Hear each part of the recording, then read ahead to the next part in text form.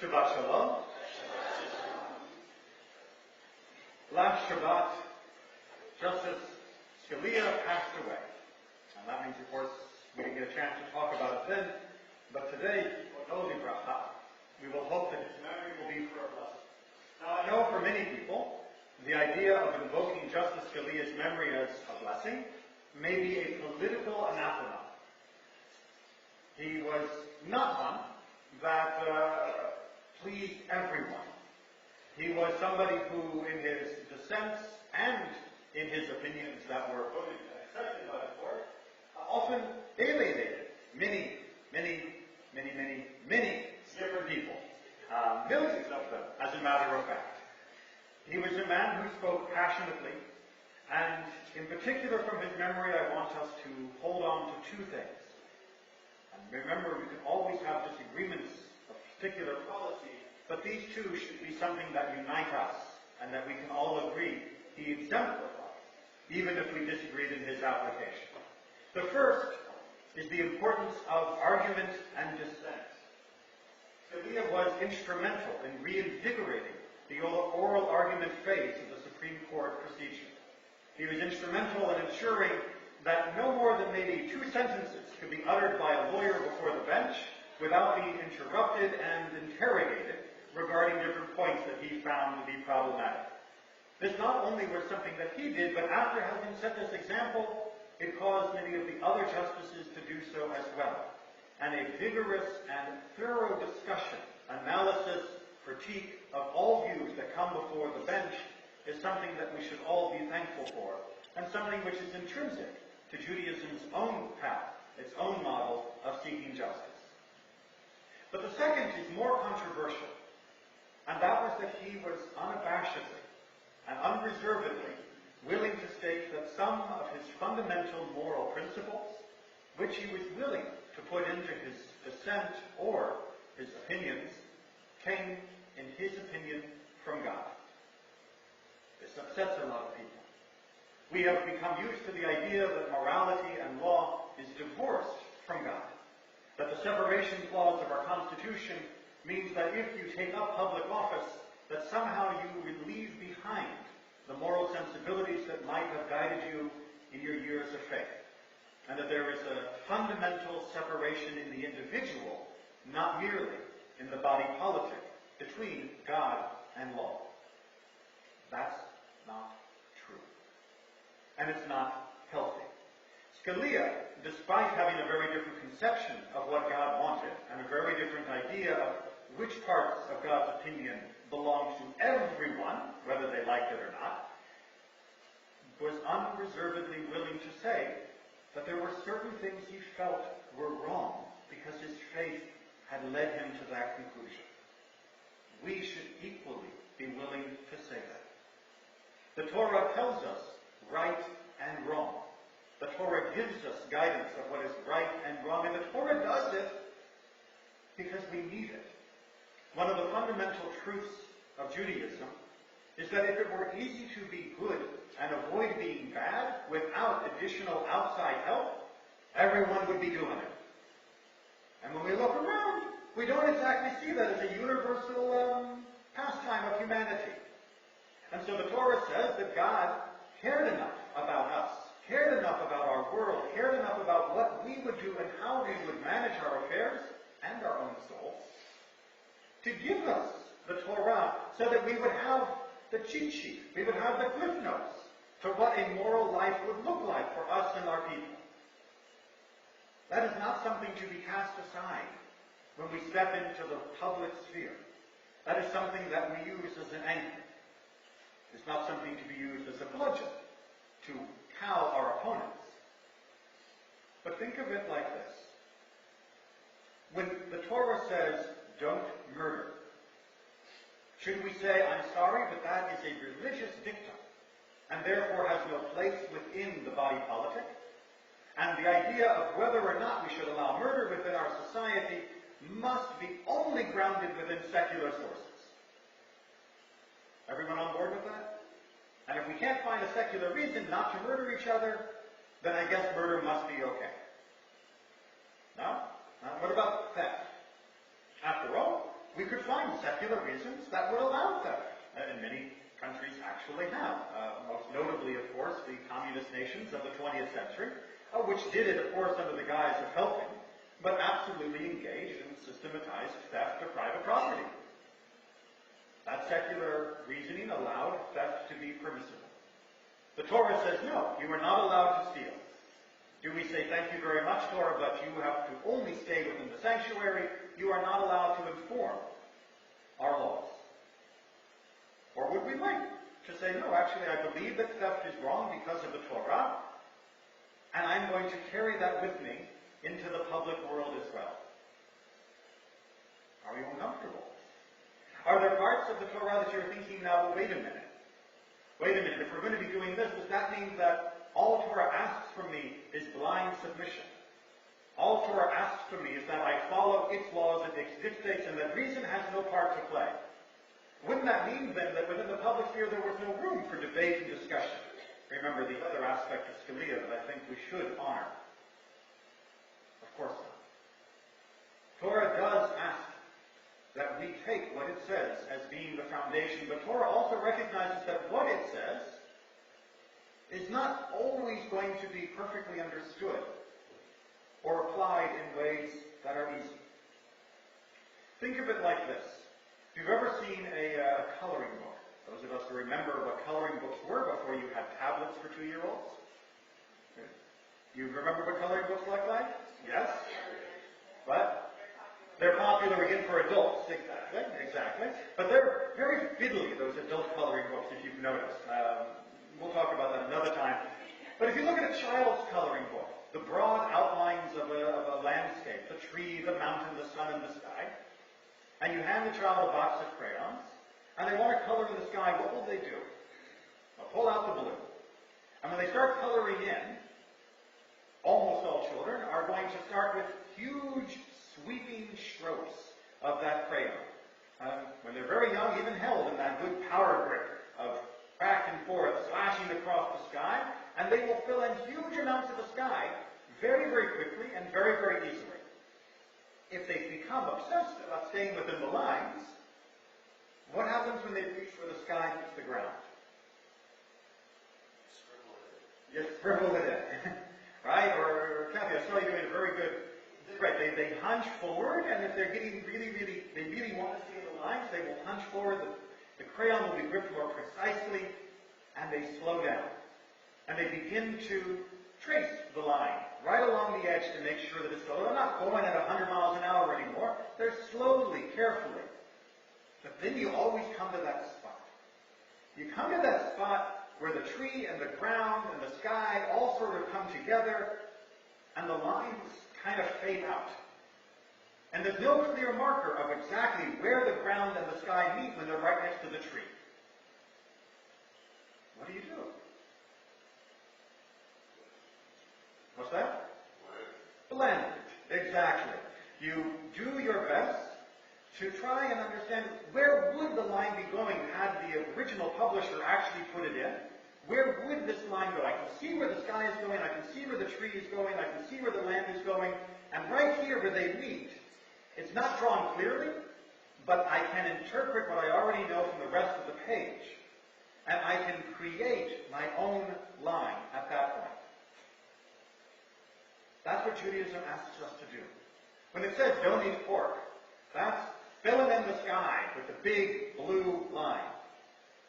But when you are out and someone offers you a bite to eat, and you're not 100% sure what the ingredients are or what the plate is, that's where you have less information.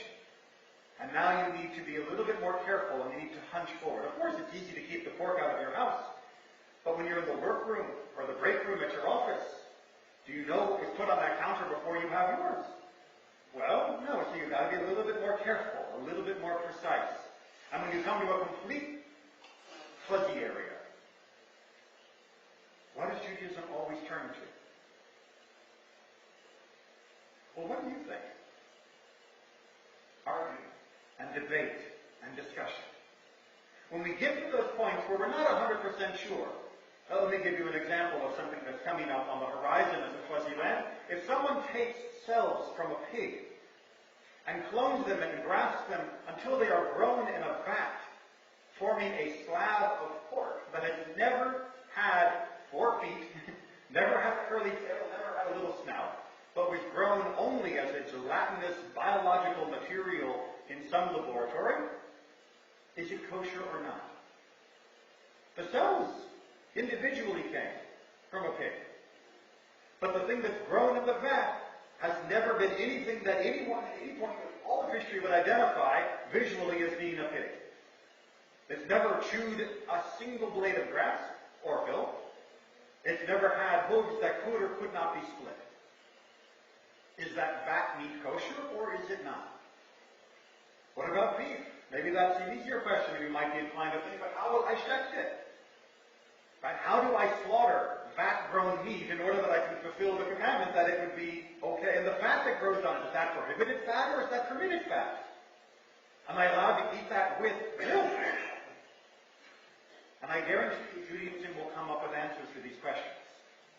But it's not going to come up with answers for these questions by some rabbi sitting alone in his study, meditating while staring at the texts, and then producing an answer that says, yes. We wouldn't have that many books if that's how it worked. At what point do you question whether the sky's blue at all? Because the sky's not blue. You may think it as a child, you think it's blue, but the sky's not blue. It's only what you see, depending on what time of day it is or what the temperature. So at some point you might say, is it pork at all? Isn't there ever a point where you can look at it to question the entire premise? So you're not filling in the lines anymore. You're actually changing the lines are. You're actually drawing in your own picture. Right? You know what? I want a cloud here. No one put a cloud here in this picture. It was just a giant blank space. But I think there should be a cloud there.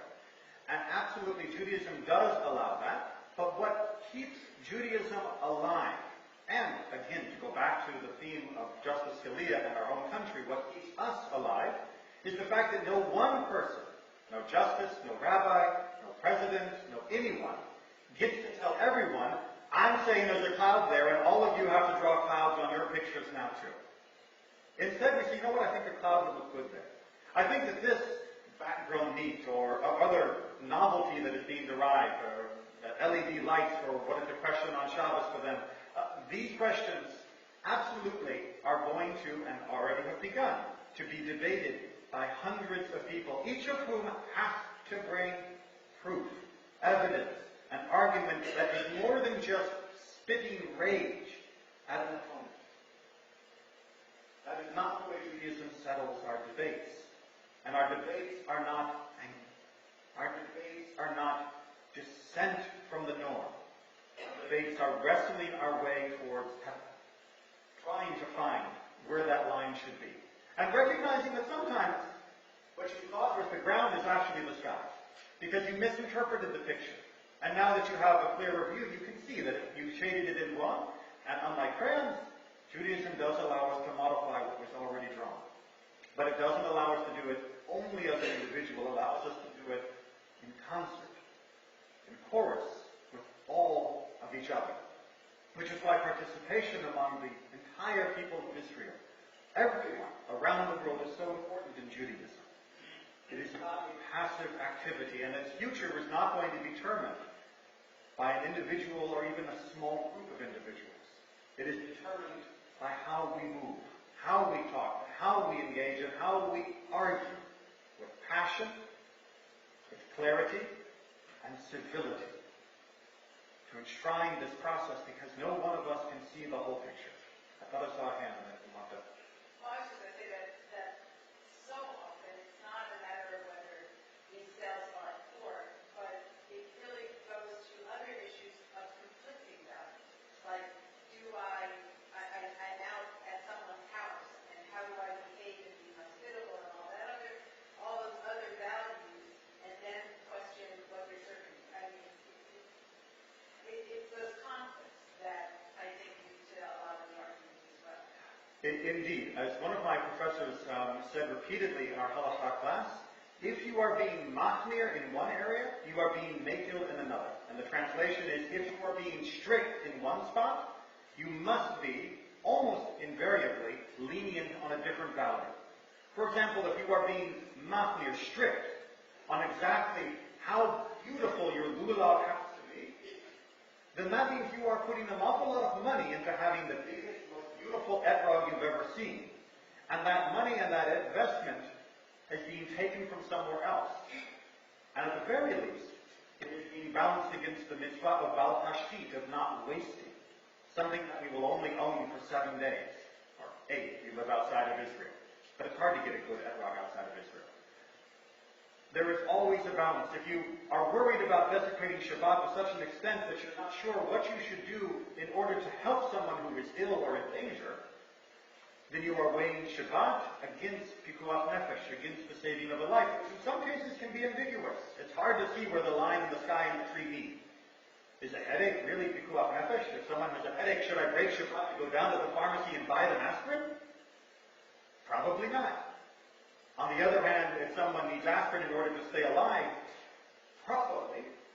Do I dare risk not buying them the aspirin if for some reason I don't have it? These are the balances that Judaism has asked us to do again and again and again. And this is why the Torah calls us to study it again and again and again, and calls us to study it with each other. Right? We are not Protestants. No offense. We do not believe that every individual is able to, by their own divine grace, to read the text and come to conclusions about what is right for their own faith. That was the great Protestant Reformation, if you are unfamiliar with your Protestant Catholic history. We believe everyone has a voice in this conversation, that everyone is allowed to approach the bench, to be part of this argument and debate. And we know that de facto everybody does have a vote by how well they adhere and how much they are willing to follow the decisions that Judaism has produced. But you must be part of that process. You cannot be a spectator. You cannot simply watch and wait and see.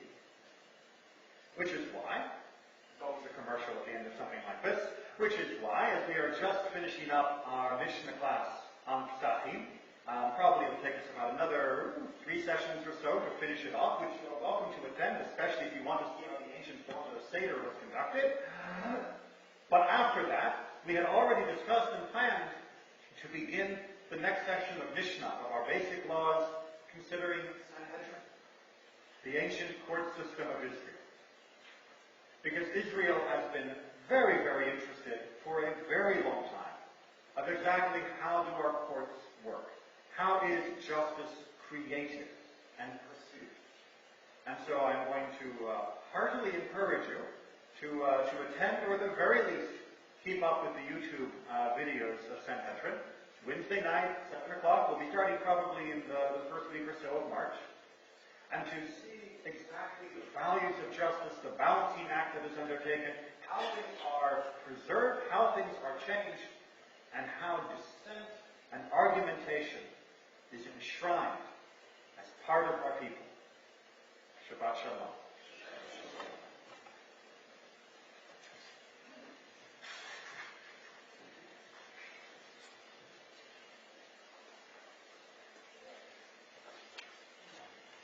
Page 354. We continue our service with the Musaf. We continue with the Musaf service, beginning with the Chatzi Kaddish. I'd like to invite Alexander Jenkins to join us on the bima.